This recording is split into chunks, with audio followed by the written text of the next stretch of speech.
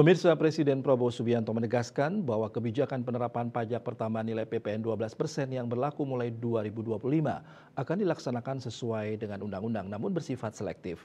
Kenaikan PPN ini hanya untuk berlaku bagi barang-barang mewah.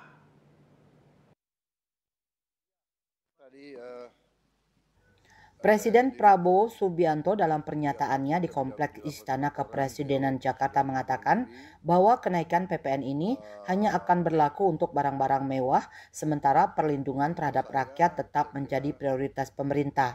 Presiden Prabowo juga menambahkan bahwa sejak akhir tahun 2023, pemerintah tidak memungut PPN secara penuh terhadap barang-barang yang seharusnya dikenakan pajak sebagai bentuk upaya membantu masyarakat, terutama kalangan bawah. Ketentuan PPN 12% itu diperintahkan Undang-Undang Nomor 7 Tahun 2021 tentang harmonisasi peraturan perpajakan. Kan sudah diberi penjelasan kan sudah diberi penjelasan. PPN adalah undang-undang yang kita akan laksanakan, tapi selektif, hanya untuk barang mewah.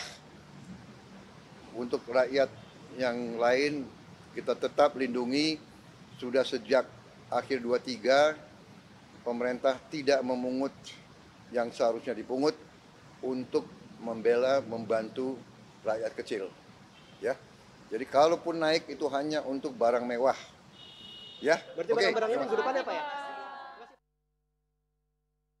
Sebelumnya, Wakil Ketua DPR RI Sufmi Dasko Ahmad dalam pernyataannya di kantor Presiden Jakarta mengatakan usulan penghitungan PPN dengan tarif berbeda untuk barang-barang seperti kebutuhan pokok agar dikenakan pajak lebih rendah. Hasil pertemuan dengan pemerintah menyepakati bahwa kebutuhan pokok dan layanan publik seperti kesehatan, pendidikan, dan perbankan akan dikenakan PPN 11%, bukan 12%.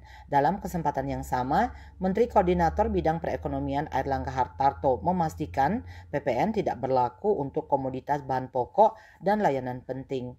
Pemerintah sedang menyiapkan paket kebijakan ekonomi terkait PPN yang ditargetkan selesai dalam 1 pekan ke depan. Antara News melaporkan.